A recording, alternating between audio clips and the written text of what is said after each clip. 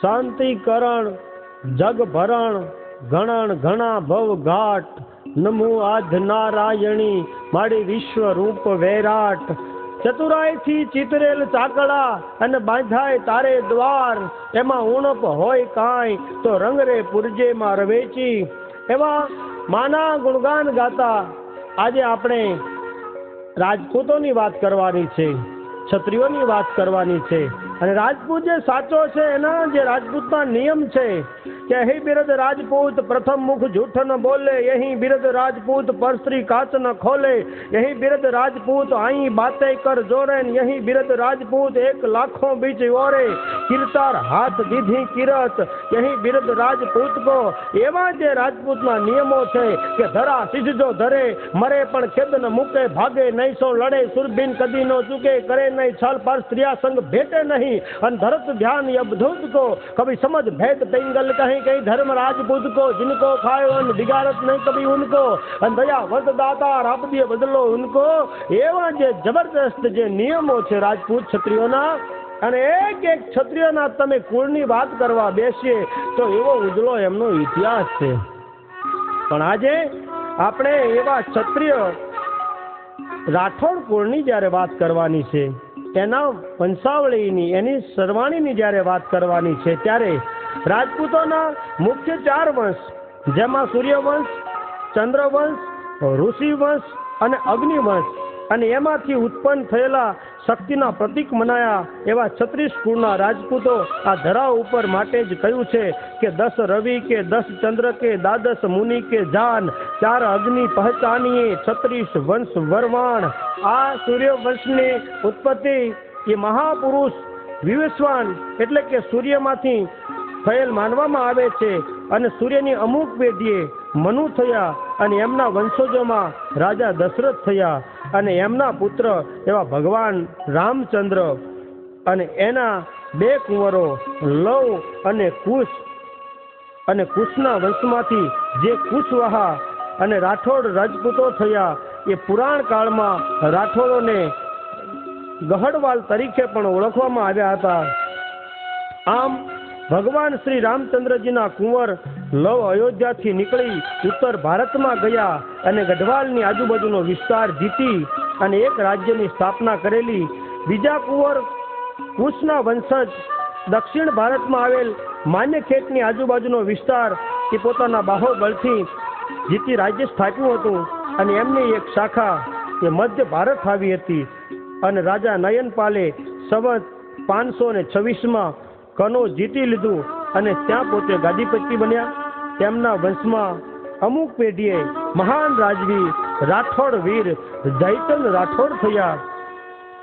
જ્યારે મોગલ બાદશાહ શાહબુદ્દીન ઘોરીએ કનોજ પર ચડાઈ કરી અને અરસામાં રાજા જયચંદ રાઠોડે પોતાના સાથીઓ સાથે હોડીમાં બેસી અને ગંગા નદી પાર કરવા જતા એ ગંગાના પવિત્ર નળ કે એક જ કટકો હાડરો જો ગંગા તટ જાય તો માનવ વ્યાકુળ માય કોઈ ભૂતનો હરજે ભાગીરથી એવી પવિત્ર ગંગા અને એ ગંગામાં બેસી અને કહેવાય છે કે ગંગાના ઊંડા જળમાં હોડીમાં બેસીને જ્યારે જાતા હતા અને કુદરતને જેમ કરવું અને હોડી ઊંધી વળી અને પવિત્ર ગંગામાં પોતાનો દેહ એ જયચંદ રાઠોડનો જીવનનો અંત આવ્યો અને એ સાથે કનોજની ગાદીનો પણ અંત આવ્યો.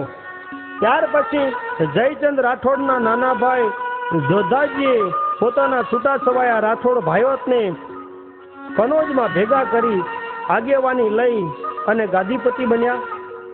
એમના મૃત્યુ બાદ એમના વંશજ શિયોજી ગાદીપતિ બન્યા અને એ પણ ભાંગી અને ભૂકો બની ગયેલ કનોજમાં પ્રાણ પૂરી શક્યા નહીં અને એ ભાંગેલી માત્ર ભૂમિ સાથ અને સહકાર નહીં આપે અને એમ લાગવાથી તેઓ ઈસવીસન 1212માં મારવાડમાં આવેલા અને મારવાડની જો વાત કરતા હોય ને તો જળ ઊંડા થળ છીછરા કામન લંબે કેશ, જળ ઊંડા થળ છીછરા કામન લંબે કેશ, જ્યાં નર પટાધર નીપજે એવો આવ્યો મરધર દેશ, 1212 તરે પાલી કિયો પ્રવેશ, સિયો કનવજ છોડ કે એવો આવ્યો મરધર દેશ. એવી પવિત્ર ભૂમિ મારવાડ દેશ અને એ મારવાડ દેશની અંદર પાલીના પલ્લવી બ્રાહ્મણોની સહાયતા કરી અને પાલીમાં પ્રવેશ કરેલો અને ત્યાં એ શિવજીના વંશમાં 3 વારસદારો થયા. મોટા આસ્થાનજી, વચ્ચે સોનંગજી અને નાના અજુજી હતા. અને અજુજીએ સૌરાષ્ટ્રમાં દ્વારકા અને ઓખા ઉપર પોતાની સત્તા જમાવેલી અને વીર આસ્થાનજીએ મારવાડ પ્રાંતના ખેરગઢમાં ગોહિલ રાજ્યને જીતી અને રાજ્યની વિસ્તાર વધારેલો. આસ્થાનજીના મૃત્યુ બાદ તેમના પુત્ર ગુહળજી ગાદીપતિ બન્યા અને રાવ ગુહળજીએ દક્ષિણ ભારતમાંથી શ્રી ચક્રેશ્વરી માતાજીની મૂર્તિ લાવી અને રાજસ્થાનમાં આવેલ બાડમેર જિલ્લાના નગાણા ગામમાં તેની પૂજા વિધિ કરી સ્થાપના કરી અને ત્યારથી આ દેવીને રાઠોડ કુળના કુળદેવી તરીકે પૂજવામાં આવે છે. અને આ દેવીની સતયુગમાં શંખેશ્વરી અને ત્રેતા યુગમાં રાઠેશ્વરી તરીકે અને દ્વાપર યુગમાં પંખીણી તરીકે અને કળયુગમાં નાગણેચી કે નાગણેશ્વરી તરીકે પૂજવામાં આવે છે. આમ શિવોદયના વંશજ રાવ સોનંગજી ગુજરાતમાં આવેલ ઈડરમાં પોતાની ગાદી સ્થાપી અને ગાદીપતિ બનેલા. અને વાત બહુ સાચી છે. ઈડરની તો કહેવત છે કે આજ સુધી બધાય ગઢ તૂટ્યા છે, બધાય ગઢ ભંગાણા છે, પણ ઈડરિયો ગઢ હજી કોઈ દિવસ ભંગાણો નથી. અને એવો ઈડરિયો ગઢ, અને કહેવત છે કે ગઢ તો ઈડર કી બાકી સબ ગઢરિયા, એવો ઈડર ગઢ જીત્યો હતો. ઈડર એ વેણી વસરાજ બાદ ઘણા વર્ષો સુધી ઉજળ રહ્યું હતું. ત્યારબાદ પઢિયાર જાતિના રાજપૂતોએ મારવાડના મંડોવરથી આવી અને વસાવેલું. અને પઢિયાર રાજા અમરસિંહજીએ પોતાના કુંવરને લઈ અને ચિત્તોડના મહારાજા અને આમંત્રણને માન આપી અને કનોજ ગયેલા. ત્યારે પોતાના વિશ્વાસુ એવા ચાકર હાથી સોણને ઈડરને રાજ્ય સોંપેલું. અને અરસામાં દિલ્હીની લડાઈમાં અમરસિંહનું મૃત્યુ થયું. અને એક વખત તો આ લોક છોડીને પરલોકને બધાઈને જવાનું છે. અને એ લડાઈની અંદર અમરસિંહ કહેવાય છે કામ આવી ગયા. ઈડરની ગાદી ઉપર હાથી સોડનું રાજ્ય થયેલું. અને હાથી સોડનો મૂળ સામળિયો સોડ ગાદી ઉપર આવેલા. ખૂબ જ જુલ્મી હતો, બહુ પાપી હતો. અને તેના ઈડરની કારભારી નાગર બ્રાહ્મણની સ્વરૂપાન પુત્રી સાથે લગ્ન કરવા હતા.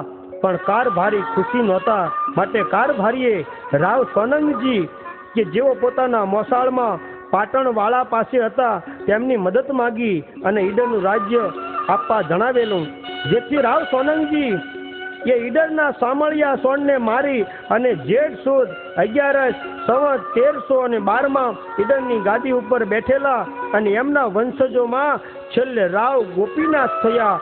અને તેઓ ઈડર પર પોતાનું રાજ્ય કાયમી રાખી શક્યા ન હતા.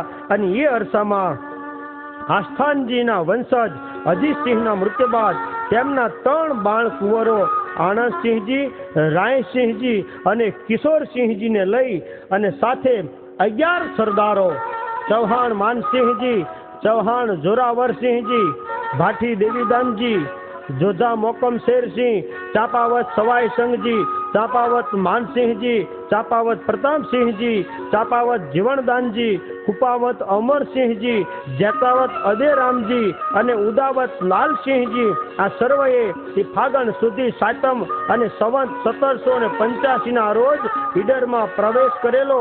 અને આ સરદારોના કુળના વંશજો ઈડરની આજુબાજુના વિસ્તારોમાં વસવાટ કરે છે. વ્રજદેશા, ચંદન વનના, મેરુ પહાડા, મોઢ ગરુડ ખંગા, લંકા ગઢા, રાજકુલા રાઠોડ, બલ હડ બંકા દેવડા, કરવત બંકા ગોળ, હાડા બંકા ગાઢીએ ઓર રણ બંકા રાઠોડ. આવા રાઠોડ રાજપૂતોના રણબંકા રાજપૂતનો જે ઇતિહાસ છે અને આ સાથે રાઠોડ કુળનો આછો પરિચય આપી માં જગતજનની એવી રાઠોડ કુળની કુળદેવી શ્રી નાગણેશ્વરી માતાના ગુણગાન ગાતી ઓડિયો અને વિડીયો સીડી એ માત્ર મંદિર દ્વારા આપની સમક્ષ મૂકતા અમો આનંદ અને ગૌરવની લાગણી અનુભવીએ છીએ. તો જરૂર જોવાનો અને સાંભળવાનો લાવો લેવાનું તમે ચૂકશો નહીં. બોલો શ્રી નાગણેશ્વરી માતા કી.